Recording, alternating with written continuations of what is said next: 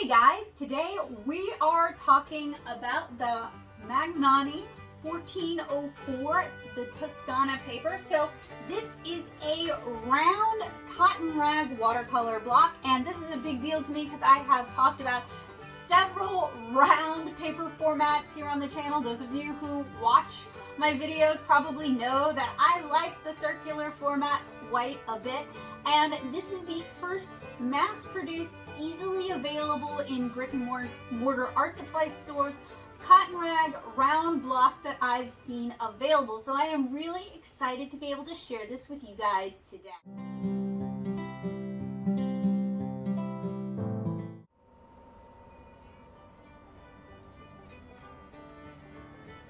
Fans of the channel know I have an affinity for round watercolor papers. Of course, the problem with all of these round papers is that they are either 100% cotton, and I'm sorry, 100% cellulose, like these two here, or they are a mixed paper, so there is some cotton in them, but none of these are 100% cotton rag. And if you watch this channel long enough, y'all know I like me some 100% cotton rag watercolor paper. But today, that is gonna change. Today, we're taking a look at a 100% cotton rag watercolor paper that is not only round, but it is also block bound. Inside this luxurious cotton drawstring travel bag, we have the Magnani 1404 Toscana cotton rag watercolor travel block, and I'm looking forward to sharing it with you guys today and doing some mud testing, because y'all, if this cotton rag paper doesn't perform better than the cellulose papers, is it really worth the asking price? And I picked up this pad at David's Art Center here in Metairie, Louisiana. I'll try to find links for you guys on the internet, but it was purchased out of pocket, which means, you know, out of my own funds. So if you guys enjoy the work that I do here on the channel, please consider supporting me on Patreon, and I'll give you a big old thank you at the end of the video.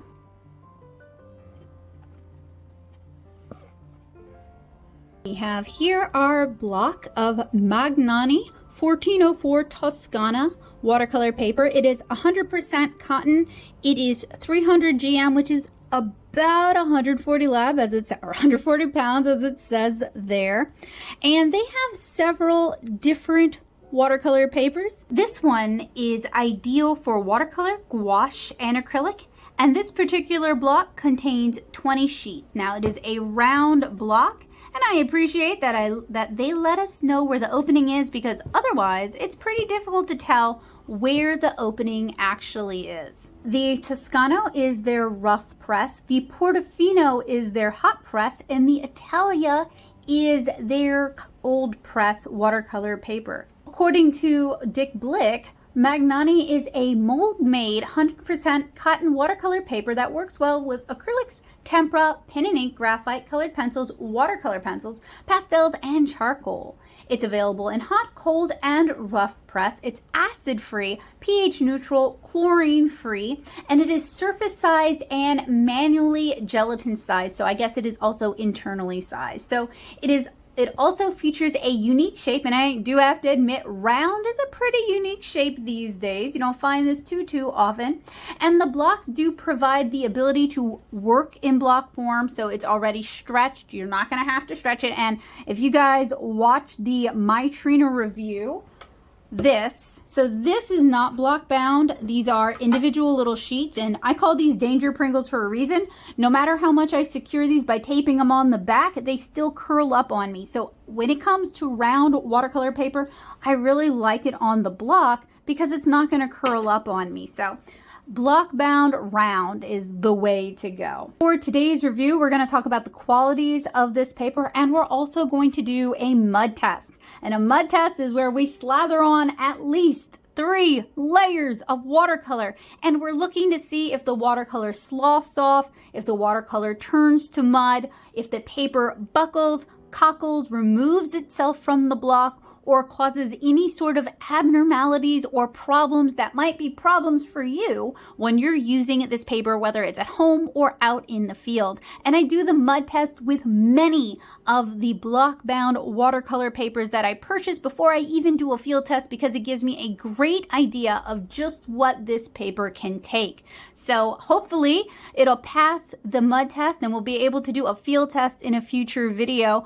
But before I get too much further, I do want to point out that I have a friend who actually makes unusual sized, unusual shaped watercolor blocks herself. She doesn't sell them though, which is why I haven't done a review of them here on the channel, but you can make your own in whatever shape you want. That is possible, but it is very time consuming, and it is super helpful if you have like a Silhouette or a Cricut die cutting machine to do so. So that's the only reason I haven't gotten to those yet, is because they're not available to purchase from her, and I'm not super sure yet how I want to handle that. I've been sitting on the pads that she sent me and thinking about it, and when I come up with how I want to handle it, you guys will get a video from me. So let's go ahead and start analyzing this Magnani Toscana DS pad. Let's get started by actually taking a look at the pad itself. So it seems to be a double-sided pad, although the back, I don't know, y'all. I don't know. Y'all see kind of the differentiation between the two? Though there is nothing on this side that says open here, and there is something on this side that says open here. So I've got a handy-dandy palette knife.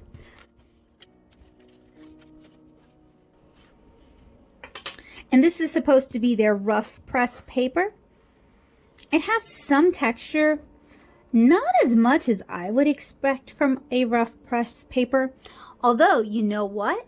That texture is going to show up a whole lot better when we actually do our mud test. And for the mud test, I am going to use my Paul Rubens watercolors. What I like about these is you get some very clean staining, non-granulating colors. You get some very granulating colors. You get some opacity, but none of these colors really turn to mud on their own. So if this paper is going to turn to mud, it won't be because these paints themselves are going to turn to mud. It's going to be the paper. So these are going to give us a really good idea of how the paper handles.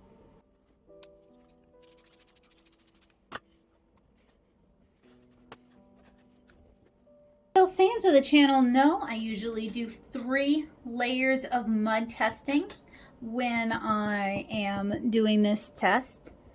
And we are gonna use all sorts of colors. We're not trying to make pretty art. We're just testing for, why did that have a bit of a resist there? We're just testing for any kind of irregularities, any kind of discrepancies.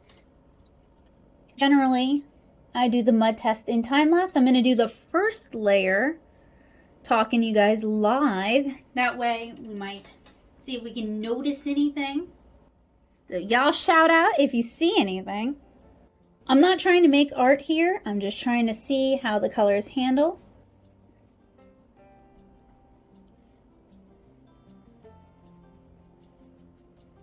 Now what I am trying to do though, is I am trying to really saturate the paper. I want to see if it's going to buckle. I want to see if it's going to pull away. I want to see if the colors when layering, when really saturated, if they're going to turn to mud. Basically, I want to know, because you guys know I do a lot of layers when I do watercolor. I want to know if there's going to be anything I should look out for, any kind of special treatment, any special deference I should use with this paper when I'm using it for the field test. So, with each subsequent layer, usually move it off into another room so it can dry out fully. Let it dry for at least 24 hours, and then I come back to it with the next layer. You guys can see I've dabbed in some opaque colors. We dabbed in some really granulating colors. We've basically thrown a variety of colors at this paper. So I think that about does it for the first of 3 layers of mud. I'm gonna let this dry and then I'll check back in with you guys. So before I move the pad to another room, this is kind of a side view just to see if the paper really puffs up, if it really separates from the block. I kind of slopped the water on there. I wasn't really careful. I wasn't really being very precious. I did get some staining around the block. Hopefully that's just surface, and hopefully that didn't actually stain the block itself. With some of these mud tests, I've actually ruined blocks of watercolor paper. Like the Sennelier block got really saturated, but some people work wetter than other people. Some people work in really humid environments, and you want to know what it can take so that you know whether or not it's a good fit for you, your money, and your studio. We got some real pretty effects here though. I'm gonna go move this into another room underneath a vent so it can dry out fully. I'll check in with you guys tomorrow for our second layer of the mud test. And that'll also give us a chance to see how this dries. Do the colors dry desaturated? Do they dry like more granulating? Do they dry down? Like, you know, when it comes to watercolor, how they look wet and how they look dry can be two very different things. And sometimes you think you got mud and then you realize it dries really beautifully. There's some papers like that. Sometimes the reverse can happen. So this actually looks really pretty and vibrant so far, but it might dry down to something really dull, boring, and sad. So we are now on day 2 of the mud test for this. I can see some, I don't know if it's the paper, I don't know if it's chalkiness, I'm not super sure yet what this is, but I can see some white underneath. Otherwise, I really like how the paint's handled on this paper. I'm excited to try a second layer of the Paul Rubens Tubens on this. So for day 2, I want to do something a little bit different from my usual mud test. I'm going to start introducing a little bit of masking fluid. So I have here some Winsor & Newton colored masking fluid. This is the removable kind. You want to make sure it is removable. I also have the same thing in a dinky dip. And I talk about this in a lot of different videos. And I even have a short that I just released that talks about this in more depth. And I've got some brush cleaner. I'm also going to use a small synthetic brush. That's pretty important when applying my masking fluid. On day 2, I introduced masking fluid and I noticed no buckling, no kipping. The paper dried without a whole lot of muddiness. There was nice wet into wet blends.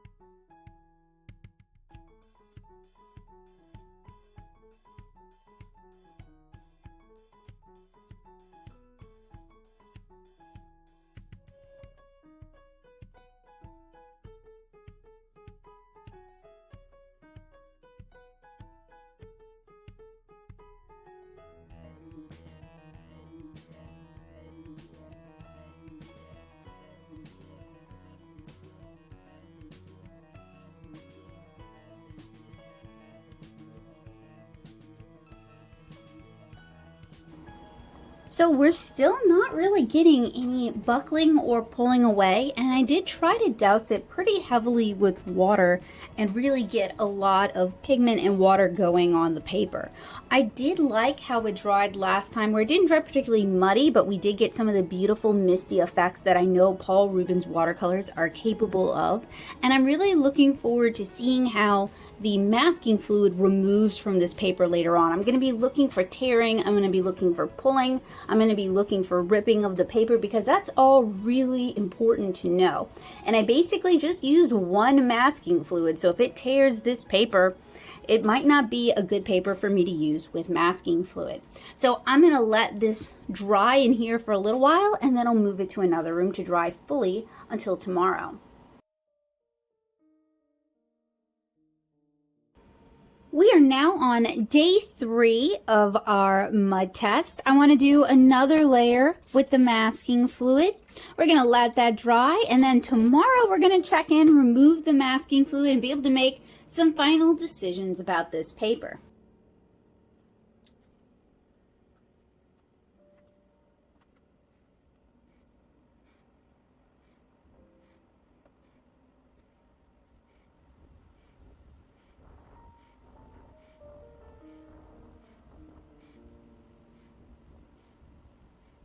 On day 3 of the mud test, I added more masking fluid, and there was still no buckling, no kipping. The paper dried without a lot of muddiness. I introduced a lot of muddy or opaque colors at this stage, and I still didn't really have any issues with muddiness as the colors dried.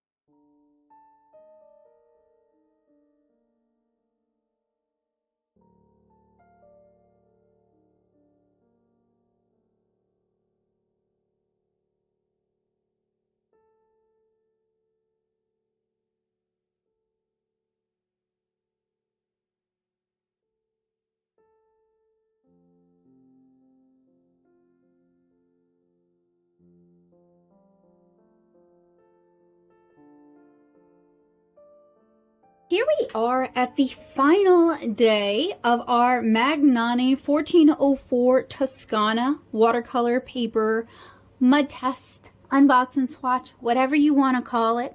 I want to remove all this masking fluid so we can see if it tears up the paper, if we have any issues. Now, I will caveat, generally when I'm doing watercolor, I try not to leave masking fluid on the paper too long because it confuses to the paper. Some of these splotches have been on for 2 days and some have been on for 1.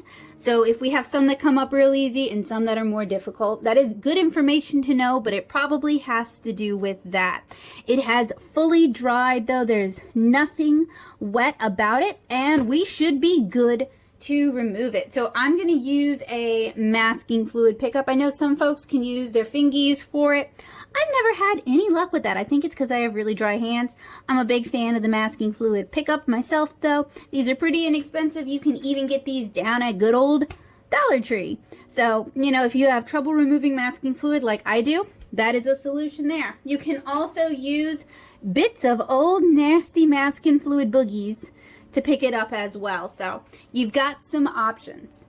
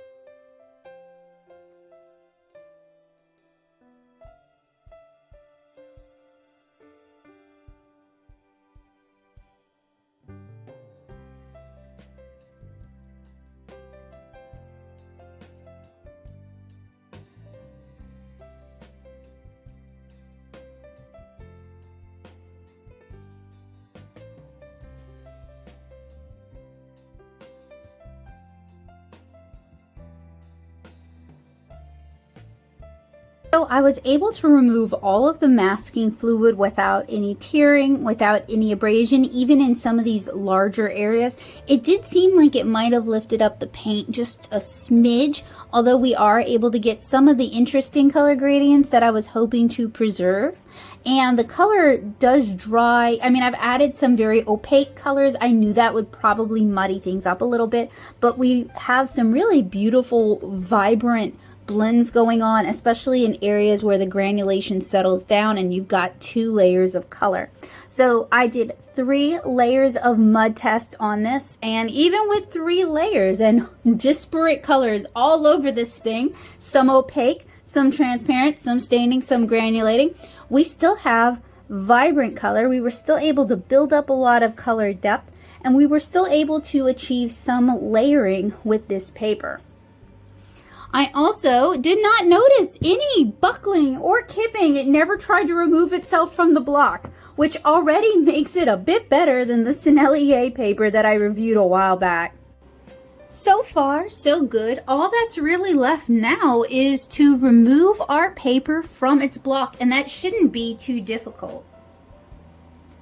I'm going to use a palette knife for that. It makes it a lot easier. You can get these pretty much everywhere that sells art supplies, so they're pretty inexpensive, and even if you don't use them to smear your paint around, you're going to want one if you paint on a block frequently, because I promise it is so much easier than an X-Acto blade. I did the X-Acto blade for years. This is the way to go.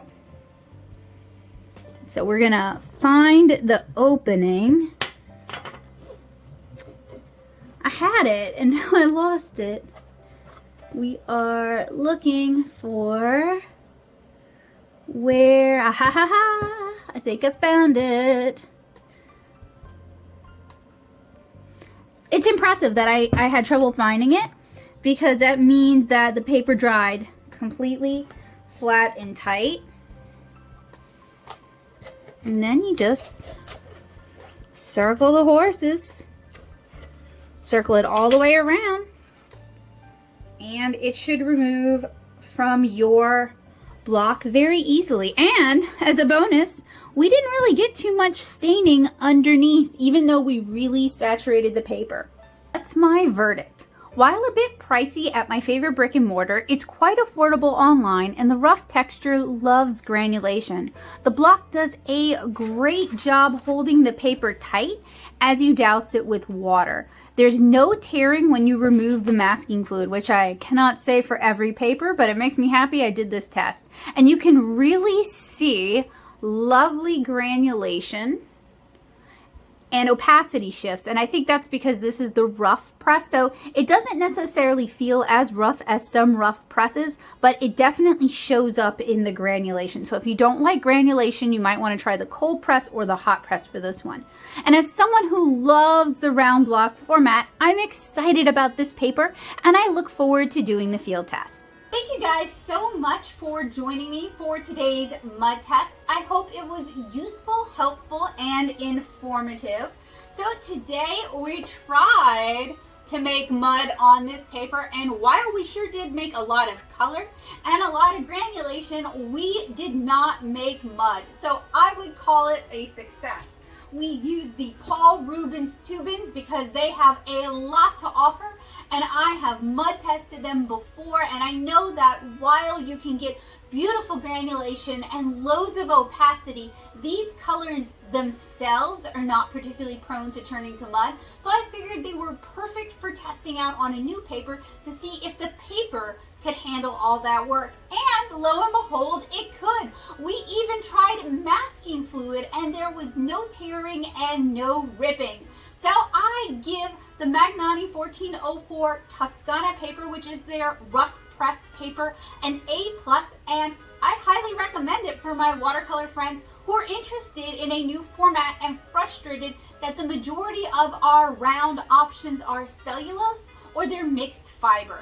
So I want to thank you guys so much for watching. I really enjoyed sharing this one with you guys, and I hope you guys have a wonderful day.